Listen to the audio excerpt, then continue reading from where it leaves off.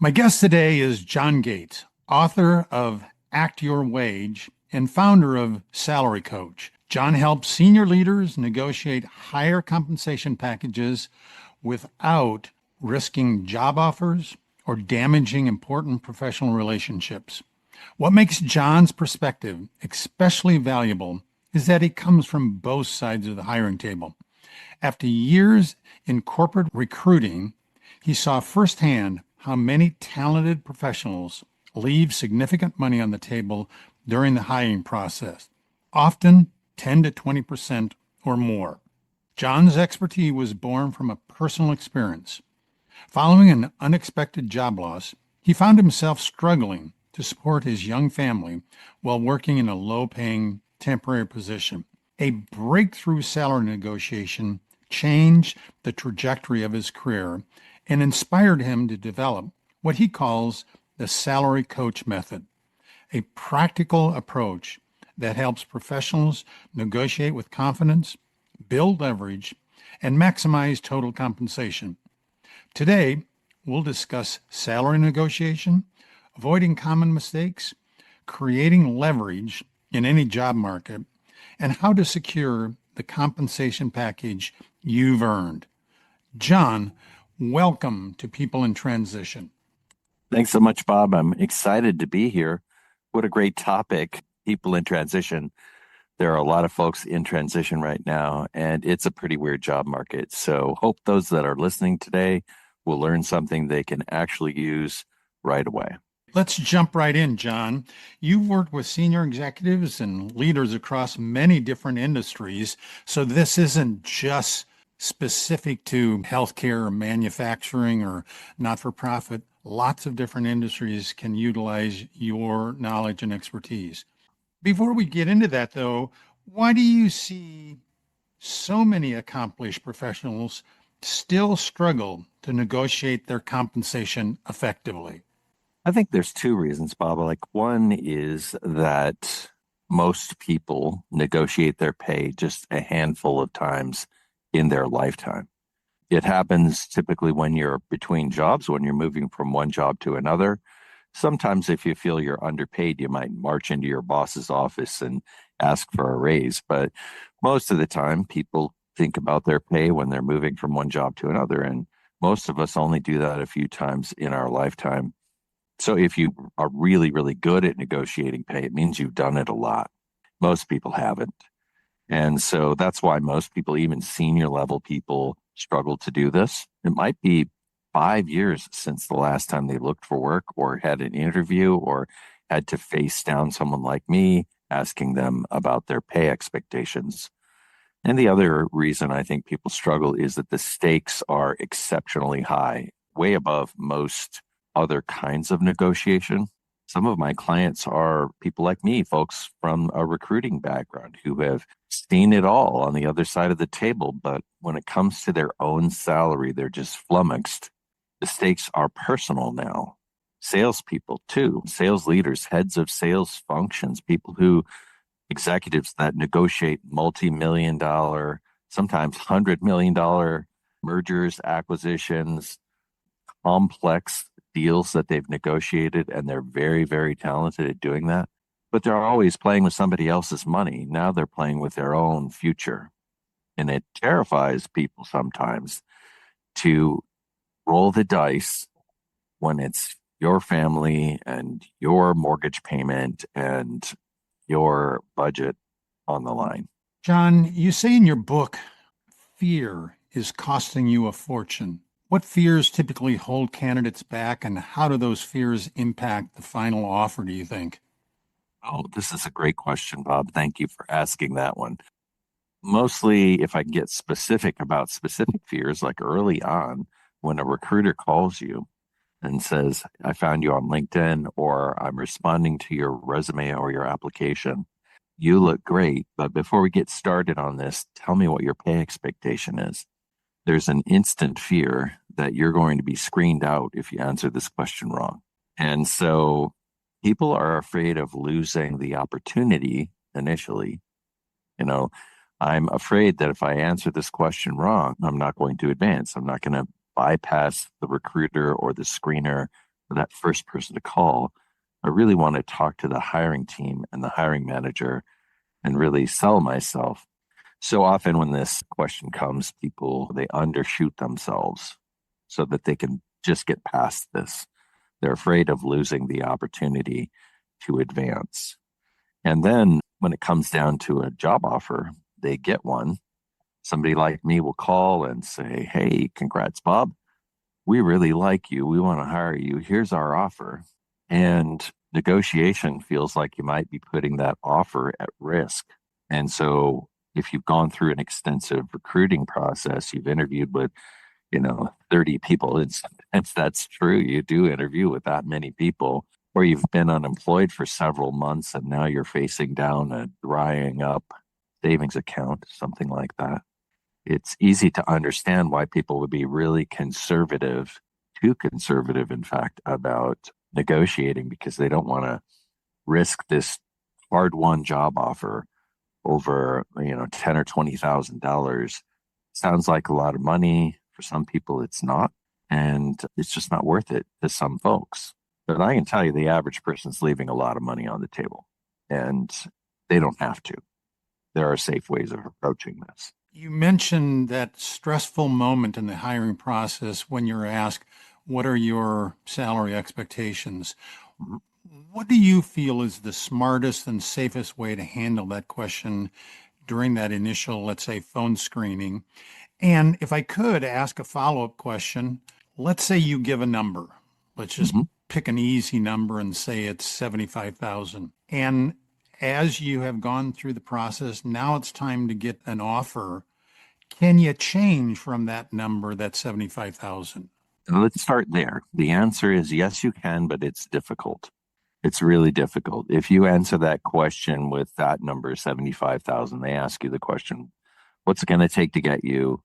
What are you looking for in terms of pay? What's your salary expectation? These are all ways of asking the same question. And you give a number like 75,000, what's going to happen is someone like me will put that number in a file, maybe even write it on your resume. They'll send it off to the hiring manager, the person who is looking to fill a position, and they'll say, I think I can get Bob for 75,000. And the hiring manager interviews you based on that information. And then more often than not, I'd say more than half the time, the offer that you're going to get is exactly that. So giving a number early on and circling back here to your first question, which is what's the wisest thing to do? This is a really common question, and it's the first step in the salary coach method. Don't give a number when they ask you, what's your pay expectation? Because one of two things will happen. Like, first off, the number could be too high. It could be above their range that they're thinking about. And if it's too high, you get screened out. They'll just say, thanks for that number. We've got to screen a bunch of other candidates and we'll get back to you if there's interest. They may not even tell you that it's too high. Some will. Some might say that's significantly higher than our range. I'm sorry. Most of the time, though, they'll avoid the touchy subject and they'll just say, thanks for the information. We'll call you if you're moving forward, and then you'll never hear from them again.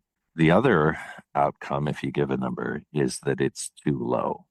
If you say 75,000, thinking that that's an aggressive number for you, what if they could have offered you 85? Now they know they can offer you 75 and you'll take it. If you dicker at the end and say, well, now I think that I'd like to ask for more, they can say, well, we invested all this time based on that answer you gave us. We thought we could get you at 75. Why the shift? Why the change? Like now it can become adversarial at the end, and that creates risk for you. So you're kind of damned if you do and damned if you don't. If you answer with a number, but this is exactly what most people do because they don't know how to do it. So the wisest move is to answer with a range instead. And I'm going to get very specific here and reveal a part of the salary coach method on your program right now. And this is something for folks who are listening. Use this, steal this. This will make a huge difference in how much money you get at the finish line. And this isn't the whole thing, but this is the step one, right? So when you get that question, what's your pay expectation? The very first thing you should say back is something like, I am so glad you asked that question because I want to have a really good, transparent conversation with you about pay, and about the opportunity. And I want to learn everything there is. I'm glad you're asking this question. But first, can you tell me what your budget is for the position? And then the key here is you have to be very silent for about 8 seconds. And if you look at your watch and you watch 8 seconds go by, that's a long silence. But people will often fill the silence with their voice.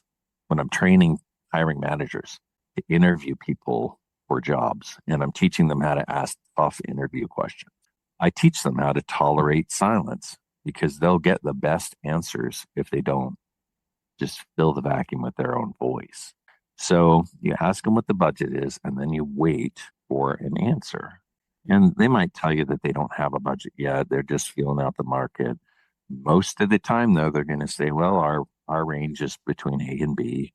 Let's say they say our range, playing with the 75,000 number again, our range is between 70 and 85. You might hear something like that. And then the next question you can ask is you can say, is that salary only or are there incentives in addition to that? You want to shift the conversation into total pay language, total compensation language. Some companies pay everything in salary only. Other companies have a lot of incentives. When I worked for Capital One, a pay philosophy there was to pay at the 50th percentile for base salaries. Their salaries were going to be milk toast average. But if you added in the value of their stock and the value of their annual cash incentive program, total package was in the 95th percentile because they had such aggressive incentives. So you want to understand what the incentives are. But let's just say they say it's 70 to 85 is their range, and that includes incentives. And you can say then, well, that's really good because the range that I'm discussing with other companies is between 80 and 95. So we have a lot of overlap here. I think we should move forward. And one of the tricks I'm using here is I'm creating a range that overlaps theirs. And you'd see, if you plotted these things out, you'd see kind of a Venn diagram like the bottom of my range is in the middle of theirs. And the top number for me is above the top number of theirs. The reason for this is because almost always recruiters don't tell you what the real top number is. That's very rare. Sometimes they'll insist that 85 is the absolute max, can't do a penny more, and they'll tell you that in an early conversation before you've met the hiring manager. They say that because the hiring manager has told them 85 is the max. I can't do any more than that.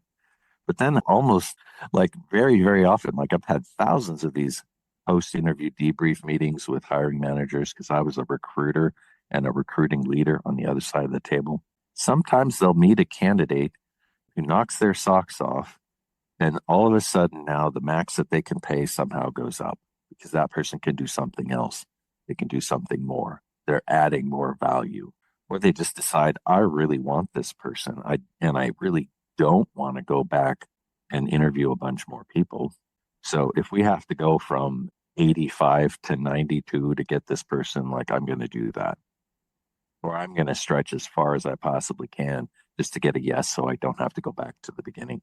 So that's a long answer. That's a whole chapter in my book, by the way. But that's a long answer to a great question. And I hope that the folks listening here can use that strategy to bypass this stressful first encounter with pay questions.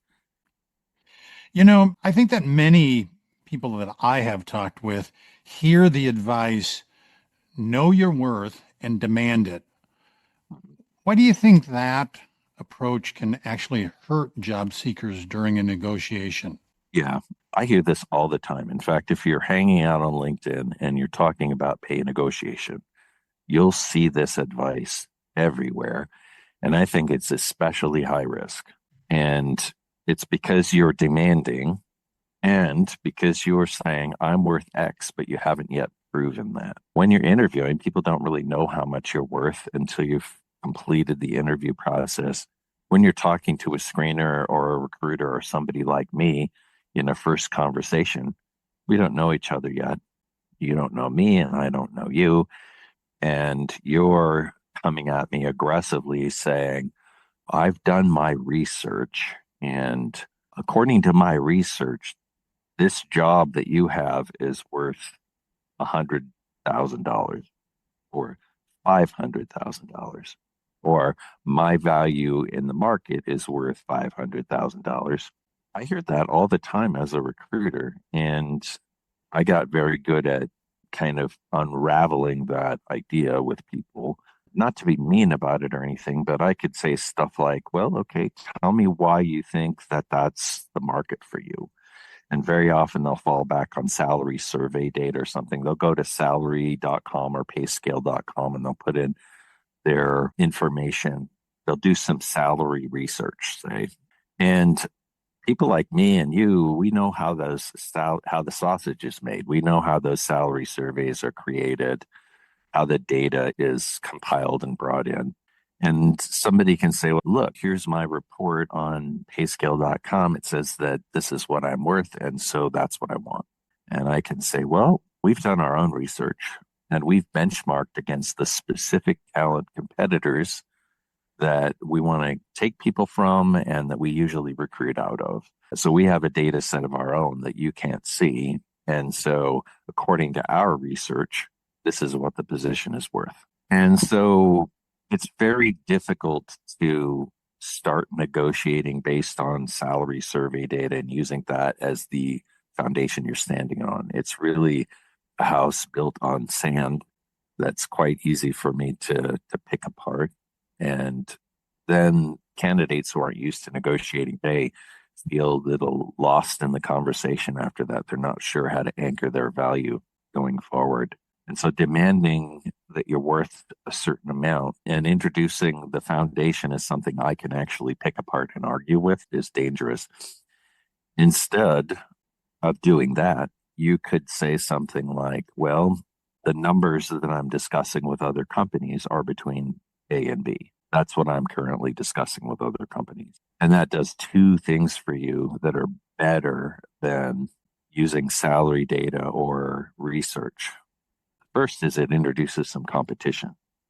They know that you're talking with other companies and they don't know which companies you're talking to. Secondly, they can't argue with something that somebody else told you. They could argue with the salary survey. They could say, well, that's in the wrong geography, or that's in the wrong industry, or there are companies included in that industry that we don't compete for talent with. But if you just say, I'm in conversations with other companies and this is the range that we're discussing, that anchors your value in a way that is difficult to argue with. And competition always creates leverage for you. So you always want to bring competition into the conversation whenever you can. John, I would like us to make certain that the listeners understand the salary negotiation process. You emphasize that that process is not a single conversation. I'd be curious, what does that mean, and how should a candidate think differently about that entire hiring cycle? Very good. I'm glad you asked that as well, Bob, because this is a misconception that a lot of people have. They think that negotiation starts when you get an offer. I even asked LinkedIn, I did a poll on this a few years ago. When does a negotiation begin? And most people believe it begins when you have numbers to talk about. That's when an offer is made. But I think if you're a listener here, you can already see that from the very first conversation about money, you are positioning in the negotiation. When you respond with a range, you're protecting your negotiation range. Even when you apply for a job, they're going to ask you in the application, what is your salary expectation or what is your pay expectation? And whatever you put in that box in the application is the first step in a negotiation process. So I see the salary coach method as a process that begins at the application. In the phone screen, you're going to shift into a range, like I discussed earlier. Then in the interview process, you are building your value. You're making the case that you're worth more in a very subtle, careful way. And I think most people think they're going to ace the interview if they just answer the questions well. But I think you need to answer questions in a way that shows that you are worth a lot, that you're going to be solving the painful problems that the hiring manager has that are maybe taking bonus money out of his or her pocket. That's an extremely valuable tactic to employ during the interview process. And then eventually you're going to get selected and you're going to negotiate during that offer process. So it's a long process. There are many touch points. And even during the interview process, you might be asked again about your pay expectations. Sometimes before companies even make an offer or tell you that they're selected, they'll reach out again to refine what that offer should be. And so there are many negotiation touch points throughout the process. John, let's shift just a little bit here and talk about building your leverage, which is another concept that you talk about in your book. You teach people to identify, grow, and use leverage gently. Mhm. What does leverage look like in the job search, and how can candidates develop it without becoming overly aggressive or confrontational? Good question. I think that the best leverage is likely going to be competition. So, a gentle way to introduce that is when you're answering that initial pay expectation question. Again, just by saying, well, here are the numbers that I'm discussing with other companies. It's a very gentle way to tell them I'm not desperate. And in fact, I have options. And it's there's something interesting that happens in the minds of people when they see a candidate that has options. And if you have two candidates and one has no options and one has many options, there is something that goes into your mind that says, well, maybe the one that has many options is better. And maybe the one that has no options has some flaw that I haven't seen yet. I wonder what that is. And it damages your ability to negotiate and your value, and it even hurts your ability to get selected. So, introducing competition along the way like that, and anytime they're asking you about the status of your search and so on, you can say, well, yeah, I'm continuing to look. I have people calling me, but I'm very interested in what you've got here. Let's keep exploring that. I want to see what you've got. Sounds very interesting. Great talent always has options. And so you want to come across as somebody who has those options. There's something in my book that I call out called mimetic desire that is really interesting. So, and it has to do with this idea of competition. Mimetic desire is a psychological thing that's really hardwired into humans. And I could teach you how to take advantage of that using this competition thing. But the example I think I use in the book is if you have a room full of toys, there are 100 toys in a room, and you have two toddlers in that room. And toddler A picks up one toy, and there's 99 other toys. Which toy does toddler B want? Almost always. Yeah, what the first toddler picked up. Uh-huh. We want, naturally, we want and we value the things that other people have. We use somebody else's estimate of value to anchor our own in that way. And it doesn't matter which toy is being picked up by toddler A, because toddler A grabbed it. Toddler B thinks there must be something great about that toy.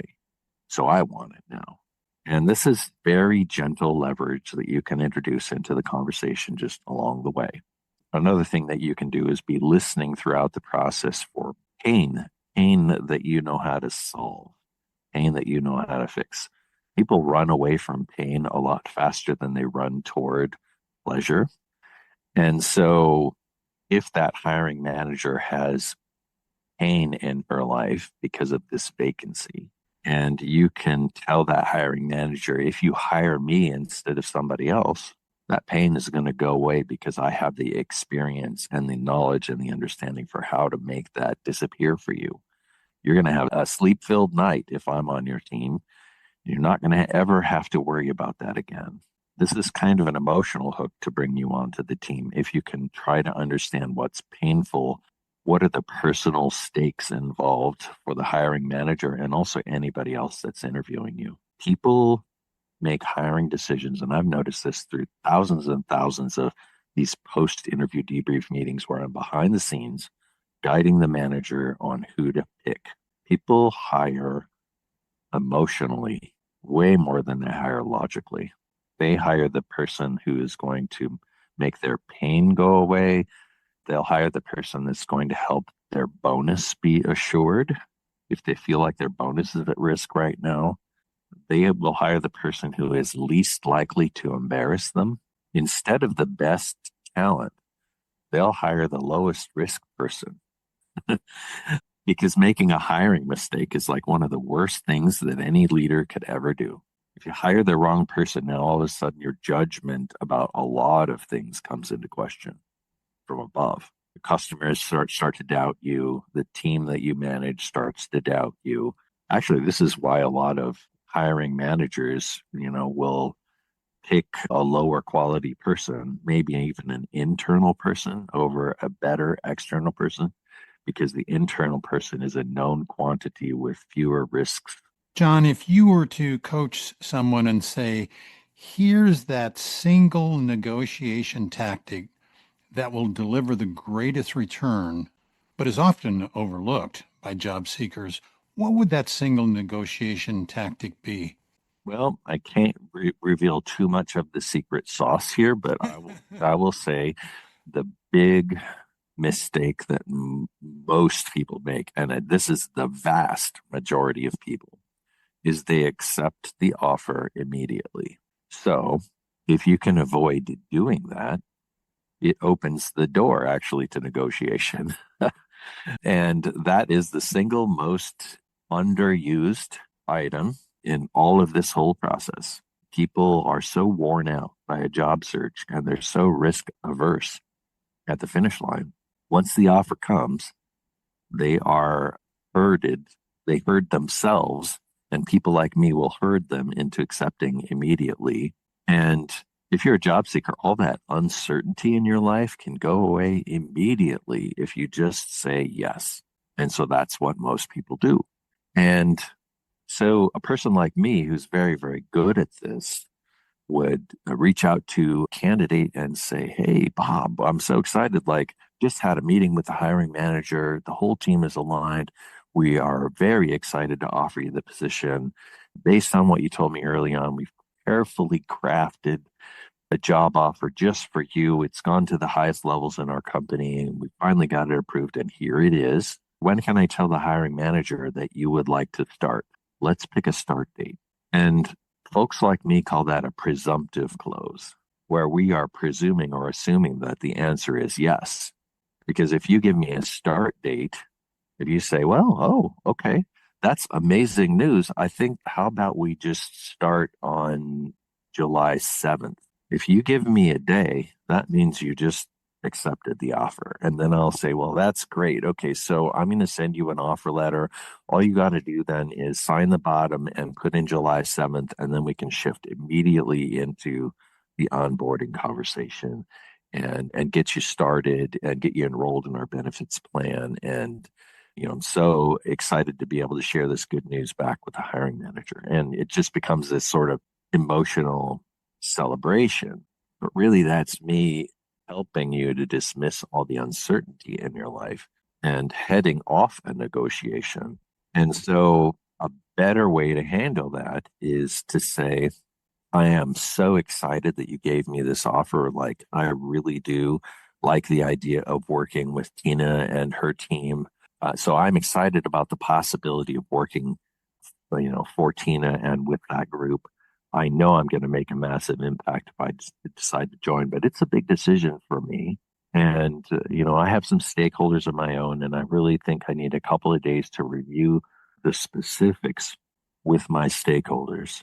And then I'll get back to you on Thursday with a list of questions that I might have about the offer. So if you could put that for me in writing so that I can, over the next couple of days, really think of all the questions I might have, then that would be amazing. And then I can turn around that list of questions for you on Thursday.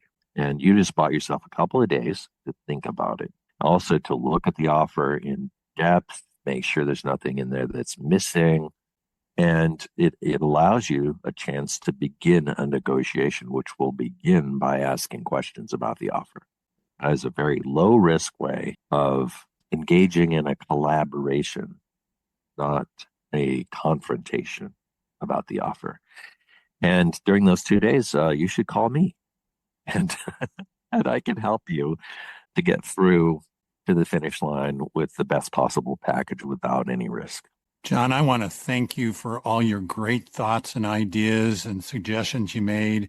And for our listeners, I hope today's conversation with John Gates fired you up and gave you the push to take the bold steps in your own career journey. John, we'll put in the notes how to get a hold of you, but I know that you're going to have people reaching out since this is a subject that most people really haven't built up the muscles on. So thank you, John. I appreciate it. Thank you, Bob. This is absolutely a life skill that will pay you every single day. So it's worth building.